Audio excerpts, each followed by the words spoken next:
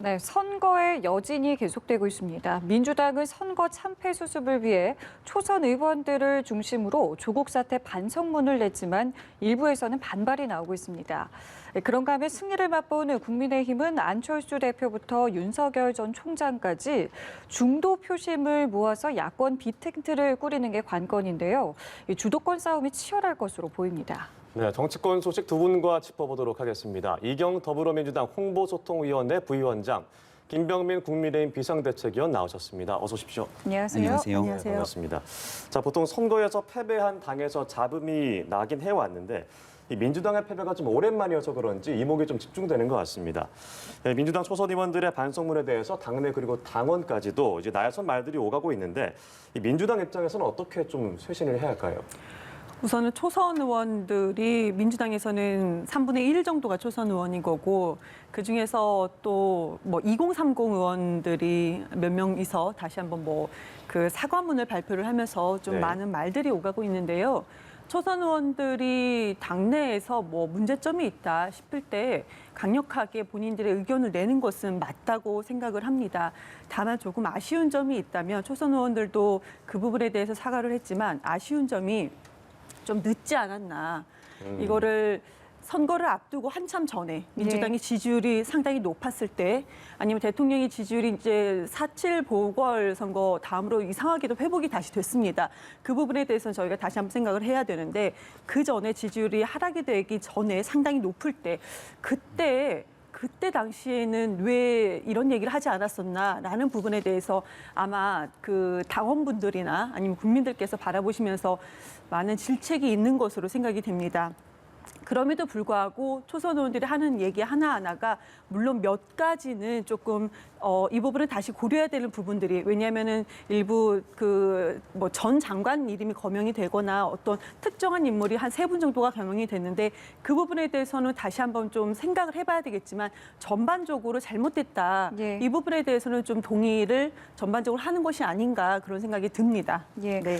국민의힘의 경우도 초선 의원들이 본격적으로 좀 나서는 모습입니다. 뭐 직접 당권에 출마하겠다 이런 이야기도 있는데 현재 국민의힘 내부 분위기 좀 어떻습니까? 네, 4월 7일 보궐선거 이후로 많은 국민의힘 당원들 그리고 국회의원을 비롯한 여러 정치인들이 시민의 준엄한 심판의 목소리가 이렇게 무섭구나라는 걸 충분히 느낄 수 있었습니다. 2020년 총선과 비교해 보게 된다면 그 민심의 흐름이 완전히 정반대로 불었고 예. 만약 이 길목 속에서 국민의힘이 국민들께서 지지해준 염원에 맞춰서 제 역할을 하지 못하게 된다면 내년도 3월에 있는 대통령 선거에서 국민들께서는 또 다른 결과를 줄 수 있기 때문에 쇄신과 혁신에 박차를 가하고 과거로 회귀하는 듯한 모습을 절대로 줘서는 안 된다. 이런 목소리에 힘을 싣고 있고요. 4월 7일 보궐선거 바로 다음 날 그렇기 때문에 초선 의원들 상당수가 모여서 성명서를 발표하는 등 나름대로의 목소리를 높이고 있습니다. 예. 이제 국민의힘 입장에서는 김종인 위원장이 비상대책위원회를 성공적으로 이끌고 떠나고 난 뒤에 차기 지도부 구성 등 산적한 과제들이 굉장히 많습니다. 여기에서 당의 많은 구성원들의 역할하고 있는 초선 의원들 그리고 지난 총선에서 거의 수도권의 대다수가 다 참패로 귀결됐기 때문에 수도권에 있는 원외위원장 등 누구보다 이 국민의 민심을 잘 읽을 수 있는 인사들이 중심이 돼서 아마 당의 쇄신과 혁신에 대한 목소리는 줄기차게 지속적으로 낼 수밖에 없는 상황인 것 같습니다. 꾸준히 지속될 수 있다라는 말씀을 주셨는데 예. 어떻게 좀 보세요? 이 초선 의원들의 지금의 움직임이 좀 계속 이어질 수 있을 거라고 보시는지요?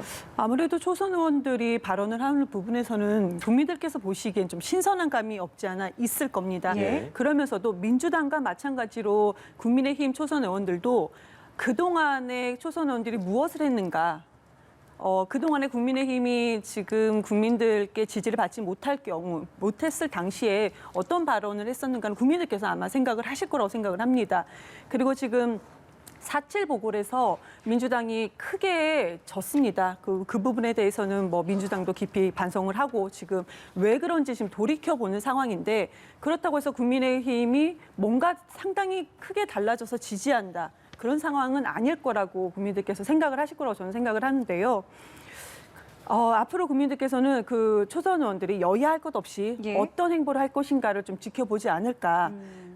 그러면은 지금 당대표 후보라든지 지도부에 좀 나서겠다라고 말씀을 주신데 그 부분에서도 이게 현실적으로 가능한가라는 생각이 듭니다. 그 시도하는 것조차는 상당히 좋으나 네. 그러나 당에서는 대선을 앞두고 당대표의 어떤 지도력이 필요하거든요. 그런 경험이 분명히 필요한 것이고 그 네. 지도부의 말에 힘이 분명히 필요합니다. 그렇지 않으면 상당히 많은 의견들이 분분히 갈리기 때문에 그런데요. 그거는 뭐 여야 할 것 없이 우리 민주당도 마찬가지입니다. 그런 부분에 대해서는 아마 서로 간에 그 좀 정리를 하면서 가지 않을까. 민주당도 마찬가지인 거고요. 예. 국민의힘에서 뭐 당대표로 나가겠다라는 예, 예. 부분도 정리를 하고 가지 않을까 생각을 합니다. 네, 그렇다면 국민의힘 입장에서도 이 초선 의원들의 역할이 좀 어떻게 될 것으로 전망이 될까요? 네, 우리가 이번 선거를 보면 김종인 위원장이 이끌었던 1년간의 비대위를 좀 지켜보시면서 많은 변화의 노력들이 있었던 부분들을 충분하게 감지할 수 있을 거라 봅니다. 네. 크게 세 가지를 좀 말씀드릴 수가 있는데 제일 첫 번째로 2020년 총선 당시 호남 지역의 후보조차 제대로 내지 못했던 게 당시 미래통합당의 현실이었습니다. 그리고 난 뒤 비대위 출범 이후 이 호남 지역에 대해서 5.18 묘역을 찾아 무릎을 꿇었던 김종인 위원장의 모습이 네. 있고 또 현역 의원들이 호남 지역을 같이 동행하는 의원들이 맺어서 지역을 끊임없이 찾아가서 호남과 함께하겠다는 의지를 피력한 바가 있었죠. 두 번째는 약자와의 동행. 우리가 기득권을 대변하는 정당이 아니라 사회에서 가장 어려운 사람들과 함께하는 정당이 되겠다는 목소리. 그리고 세 번째가 청년이었는데 이번 보궐선거를 통해 드러났듯이 20대, 30대 젊은 청년들이 서로가 자발적으로 유세차에 올라서 오세훈 후보에 대한 지지 선언을 하는 모습들을 지켜볼 수 있었습니다. 이런 일련의 변화의 맥락들이 있는 것이기 때문에 김종인 위원장이 떠나고 난 뒤에 국민의힘에서도 이렇게 노력해왔던 국민의 마음을 사기 위한 행동들에 대해서 초선 의원뿐 아니라 당내 많은 구성원들이 한 목소리로 대선까지 갈 수 있는지 여부가 국민의힘의 중요한 분기점이 될 거라고 보고요. 이번에 분명하게 많은 국민들께서 국민의힘에 갖고 있는 기대들이 이 같은 변화에 호응했다고 믿기 때문에 아마도 과거로 회귀하는 일 없이 미래를 위해서 더 박차를 가해 혁신하고 개혁할 거라고 생각합니다. 네. 자, 지도부 개편 얘기도 좀 해보겠습니다. 이 민주당에서 한쪽에서는 이 선거 패배 책임 있는 친문은 배격해야 한다라는 말이 있고 다른 한쪽에서는 친문, 비문 나눠서 편가르기 하지 말라 이런 얘기가 있습니다. 자, 당장 내일 이 원내대표 후보자 등록이 시작되는데 당내 분위기는 좀 어떻습니까? 우선은 친문 세력을 배격해야 된다. 그 얘기가 누가 정확히 나온지를 알 수가 없습니다. 예. 이것이 언론에서 그렇게 질문을 해서 이런 식으로 방향이 되는 건지 아니면 구체적으로 누군가가 이 얘기를 했는지는 지금까지는 제가 아무리 봐도 밝혀진 바가 없거든요. 예. 그러면 지금 우리 선거 패배가 친문의 패배였냐, 친문 때문이었냐 여기서 의문을 가질 수밖에 없는데 그렇다고 보지 않습니다. 지금 이번에 선거 패배는 민주당이 변화하는 민심에 대해서 귀를 기울이지 않았던 부분이었던 거지. 그리고 정의를 외쳤는데 어떤 작은 것들 부분에서 정말 크게 잘못한 부분보다는 작은 것들 부분에서 실망이 쌓이고 쌓였다. 이런 부분인 거지. 그것이 꼭 친문이 잘못했다. 이것으로 몰고 가는 것은 무리가 있지 않나. 예. LH건도 마찬가지입니다. 거기서 국민들의 마음이 많이 실망을 하고 상처를 받았습니다. 당장 우리 그 청년들만 봐도 인턴을 아무리 해도 취업이 되지 않는 경우가 있습니다. 6개월 동안 잠을 못 자고 인턴을 했는데 결국엔 취업이 안 되는 상황인 거고. 그리고 자영업자분들도 우리 국민들이 지금 코로나19가 이게 뭐 K 방역이 제가 예전에 과거에서도 코리아 방역이 아니고 콜이 아니다. 한국인이 이거는 지켜낼 방역이다라고 말씀을 많이 드렸는데 그만큼 희생을 감수하면서 방역을 만들어냈습니다. 그런데 지금 국민들한테는 돌아온 것이 어떻게 살아야 되냐.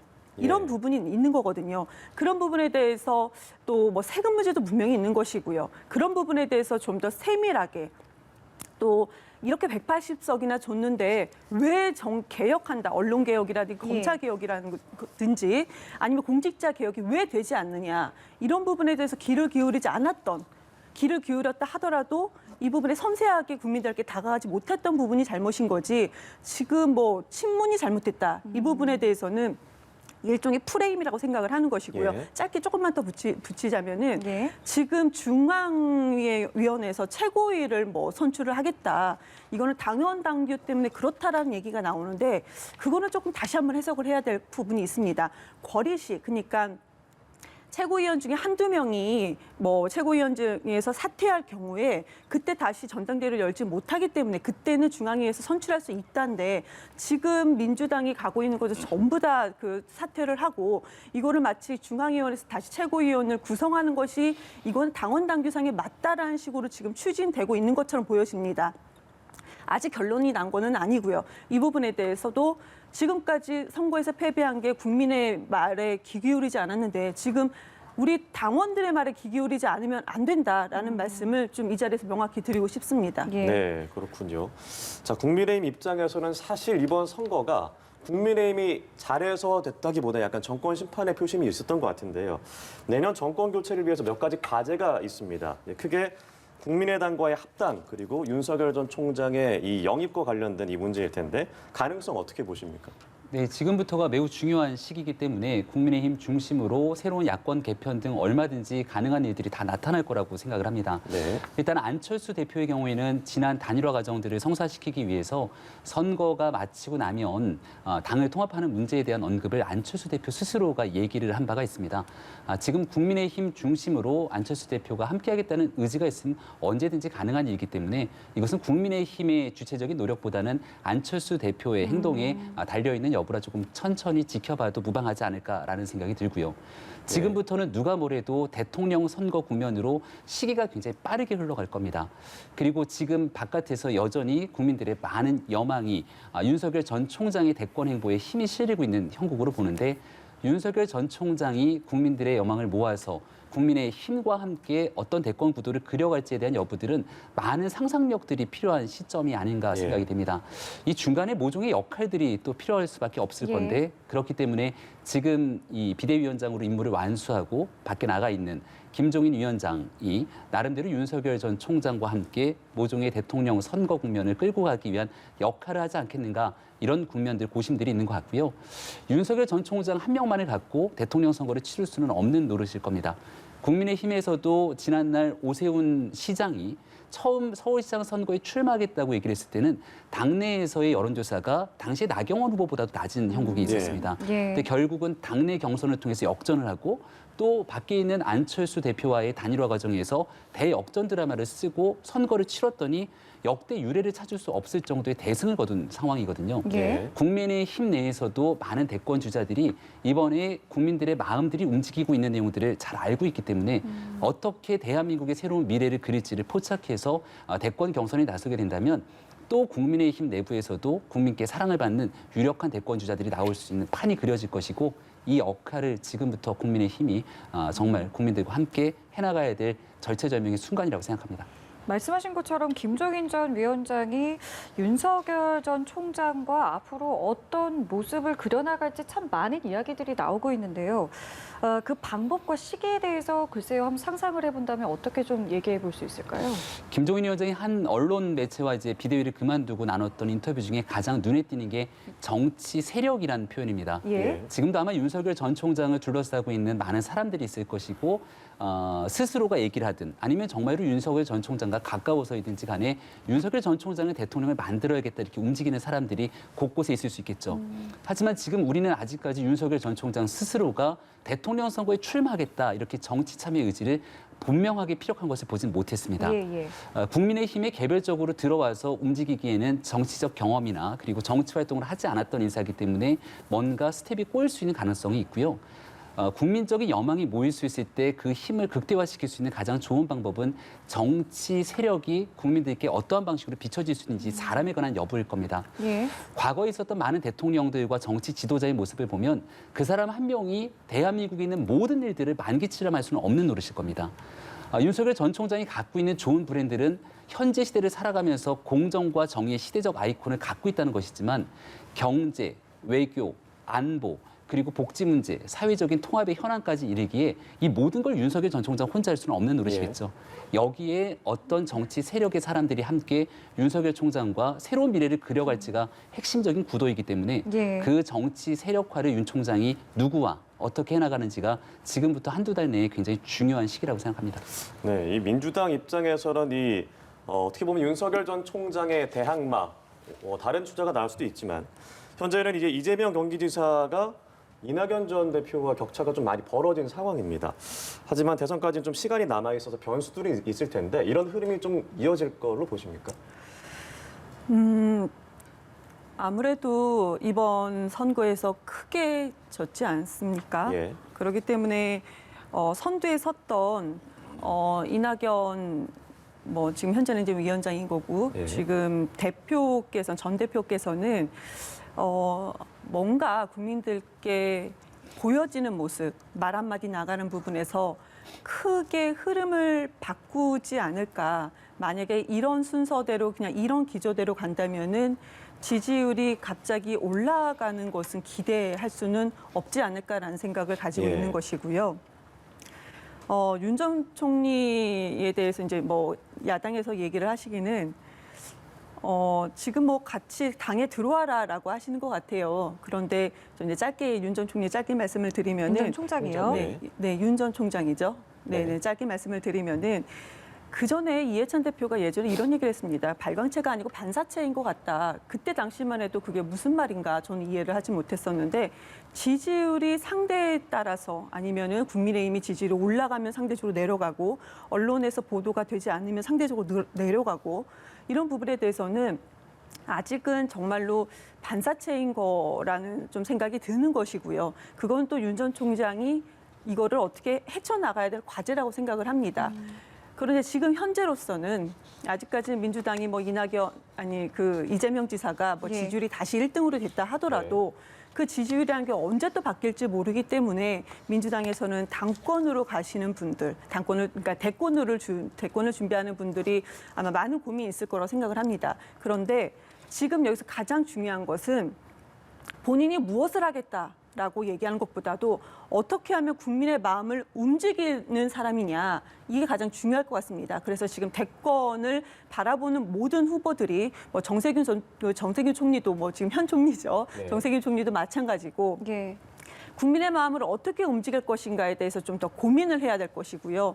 그리고 우리가 20대 남성 청년들이 지지율이 하락한 것은 지금 현재 정책으로 보면은 제도적인 정책으로 보면은 20대 남성들에 대해서 약간 소홀히 하는 제도 정책은 없습니다. 그러면 지금 현재 민주당이 왜 여성들을 위한 정책을 20대 여성들 아니면 좀 젊은 여성들을 위한 정책을 하고 있는 것처럼 보여지는지 그럼 그간에 어떤 말이 나갔었는지 어떤 기조로 그 대표라든지 아니면 대통령이라든지 아니면 민주당 당내에 있는 정치인들이 어떤 얘기가 나가는지 한번 되돌아봐야 될 것이고요. 예. 다시 말씀드리면 국민의 마음을 잡을 수 있는 그런 사람이 아마 대권에서 갑자기 지지율이 올라서지 않을까. 지금 현재 대통령의 지지율이 갑자기 올라선 것처럼 그런 일이 일어나지 않을까 생각을 합니다. 예, 국민의 마음을 잘 헤아려야 된다는 말씀이신데 말씀하셨던 정세균 총리도 이제 사퇴를 앞두고 있잖아요. 앞으로 어떤 행보 좀 보일 거라고 보시는지요? 정세균 총리에 주목할 필요가 있다는 생각이 듭니다. 우리가 과거 2016년도 총선을 보게 되면 그 당시 문재인 대통령 이 대표의 마지막 신분을 바탕으로 선거 결과를 주목하고 있었을 텐데 그때 호남에서 지지를 거두신다면 정말 정계 은퇴 등에 대한 언급까지 나왔을 정도로 호남의 지지가 바탕이 되지 않는 민주당의 대권 주자가 나오기는 굉장히 어려움이 있습니다. 그랬던 문재인 당시 대표 정치인을 대통령으로 가기까지 호남의 지지를 회복하는 데 이낙연 당시 지사, 예. 지금의 총리의 역할들이 있었겠죠. 하지만 이번 선거를 기점으로 이낙연 전 대표에 대한 정치적 가능성들이 상당히 사라지게 될 것이고 그렇다면 호남의 지지세를 바탕으로 움직이게 되는 새로운 대권 주자의 가능성의 몫을 누군가가 이어받을 텐데 예. 이 내용은 이재명 지사 쪽으로 가기는 어려울 겁니다. 만약 정세균 총리가 이제 총리직을 그만두고 나와서 대권 출마를 본격화하고 호남의 지지세를 바탕으로 지금 있게 되는 중도층의 외연 확장까지 나서려는 노력이 있게 된다면 민주당의 대권 국면의 판도는 굉장히 판이하게 이동될 수 있다 생각이 되고요. 지금 현재 우리가 흔히 뭐 친문이라고 얘기를 많이 하게 되는데 문재인 대통령과 당 주류와 결을 같이 하게 되는 세력이 명확한 대권 주자를 찾지 못하게 되는 형국들이 나타날 텐데 그 힘이 정세균 총리에게 옮겨가는지에 대한 여부들이 상당히 중요한 변수가 되지 않을까 싶습니다. 네, 이 정세균 총리 얘기가 나와서 그런데 후임에 있어서 뭐 김부겸 전 의원, 박지원 국정원장의 이름도 나오고 있습니다. 앞으로 어떤 후보가 좀 유력하다고 보시는지. 청와대 인사는 예. 인사 발표 나고 확정되기 전까지는 왜 그렇잖아요. 그 예. 책상에 앉기 전까지는 모른다. 예. 지금 현재 그런 것 같습니다. 그러면은 고민이 많을 것 같아요. 지금 그 후임으로 어떤 분이 와서 예. 그래야지 어떤 분이 어떻게 국민들께서 보여질지 어떻게 이해를 하고 받아들여질지를 가장 고민할 것 같습니다. 그래서 아마 과거에부터 어떤 얘기를 많이 하셨는지 그걸 아마 스크린을 다 하지 않을까 예. 예. 그렇게 생각이 됩니다. 그리고 최종적으로는 가봐야 하지 않을까요? 그렇게 생각을 합니다. 알겠습니다. 네. 자, 그리고 오세훈 시장 이야기를 좀 잠시 해보겠습니다. 부동산 정책에 시동을 거는 모습을 보이고 있습니다. 규제 방안을 완화할 것으로 지금 움직임을 보이고 있는데, 다만 이게 이제 시장의 권한으로 할 수 있는 게 굉장히 한계가 있어서요. 뭐 조례 법령 개정도 필요하고 협조도 필요한 부분인데, 마침 정부와 여당이 또 이 부동산 정책을 약간 수정할 것 같은 모습을 보이고 있기 때문에 앞으로 좀 남은 기간에 어떻게 좀 움직일 거라고 보시는지요? 네, 이번 선거를 치르면서 집권당 입장에서도 부동산 정책 실패에 대한 책임을 통감하고 여기에 국민께 사죄를 한 바가 있었죠. 국민의 여망이 이번 보궐선거를 통해 나타났기 때문에 단순하게 정당이 다른 소속의 지방자치단체장의 주장이라고 해서 무조건적으로 대립각을 세우지는 않을 거라고 봅니다. 네. 제일 먼저 오세훈 시장 당선 이후로 공시지가 조정 문제를 언급을 예, 했는데 예. 이번 선거의 부동산 정책 중에서도 공시지가에 따른 세금 문제가 아마 유권자의 표심을 크게 흔들었을 겁니다. 그리고 지난날 서초구청장이 서초구의 일부 아파트의 경우는 오히려 집값보다 공시지가가 더 높게 책정된 기이한 현상들을 얘기한 적이 있는데 네. 전체적인 서울시 전수조사를 통해서 이 공시지가 재반영해야 된다. 오세훈 시장이 합리적으로 주장하게 되면 여기에 대해서 정부도 어느 정도 결을 맞추지 않을까 싶고요. 시의회의 다수 의석을 지금 민주당이 점하고 있기 때문에 네. 아무래도 좀 같이 대립각을 형성하는 것 아니냐 이런 주장들이 있습니다만 불과 1년 뒤에 대통령 선거와 지방선거를 같이 치러야 됩니다. 국민들이 원하는 방식의 변화 방향을 만약 오세훈 시장이 끌고 가는데 이걸 단순하게 정쟁의 모습으로 발목 잡기 쉽게 의회의 대립구도가 형성되게 된다면 1년 뒤 지방선거에서 시민들의 심판석 성격의 선거가 또 치러질 수 있거든요. 예. 합리적인 수준에서 협치하기 위한 노력을 오세훈 시장도 할 것이고 여기에 의회도 중앙정부도 발맞춰서 시민과 국민을 위한 정치 할 거라고 생각합니다. 예. 네, 말씀하셨지만 이 정부 여당에서도 부동산 정책 수정 움직임을 보이고 있습니다. 이게 약간의 변화를 가져갈지 아니면 방향성 자체가 바뀔 수도 있을까요? 어떻게 보십니까? 이사 공급 정책은 그대로 갈 것으로 보여집니다. 네. 지금 1인 가구가 많이 늘어나면서 살 집이 없다. 그리고 내가 살 집을 구하려고 해도 대출이 많이 이렇게 묶여 있다. 완화해야 된다라는 주장이 나오고 있는 건데요. 그래서 공급 정책은 그대로 갈 것으로 보이는데 그러면 그 공급 정책으로 집이 나왔을 때 실거주자들이 그 집을 어떻게 보면 구매를 하고 들어가서 살아야 되잖아요. 그때 대출 규제가 많이 좀 완화되지 않을까 그런 분위기가 좀 보여지는 것이고요. 앞서서 그리고 공시지가를 말씀해 주셨는데 공시지가는 지금 당장 어느 정도 올리겠다. 정부에서는 좀 큰 틀에서 얘기는 하고 있습니다. 2030년까지 35년도인가요? 35년도까지 90%를 그러니까 거래세하고 공시지가를 맞추겠다라고 하는 건데 그걸 단체장이요. 물론 서울시장뿐만 아니고 각 지역의 그 광역단체장이 이 부분에 대해서 조율을 하는 것은 맞다고 보여집니다. 그리고 시의회에서 민주당이 100구석 중에 101명을 차지하고 있다. 서울시 의회에서 그런 네. 얘기를 하고 있지만 그럼에도 서울시 의회에서도 서울 시민들을 대표한 그런 의원들이기 때문에 이 부분에서 무조건 발목 잡고 그러지는 않을 것으로 보여집니다. 다만 재개발, 재건축을 상당히 많이 풀겠다. 예. 민간에 풀겠다라는 부분은 좀 이 부분은 차근차근 좀 들여다봐야 할 것으로 보입니다. 왜 그러냐면은 재개발, 재건축이 과거에 이루어졌을 때 원주민들이 다시 정착하는 경우는 20에서 30%밖에 되지 않습니다. 지금 우리 시민들과 서민들, 국민들께서 아우성을 치고 힘들다라고 말씀을 하시는 것은 내가 당장 지금 살 집이 없다.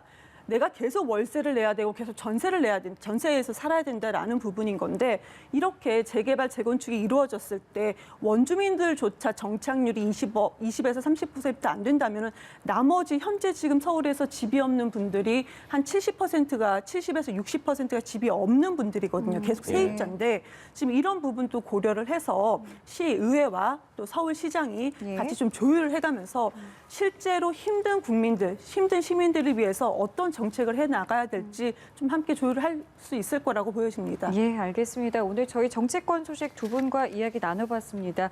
지금까지 이경 더불어민주당 홍보소통위원회 부위원장, 김병민 국민의힘 비상대책위원과 함께했습니다. 오늘 말씀 고맙습니다. 네, 고맙습니다. 고맙습니다.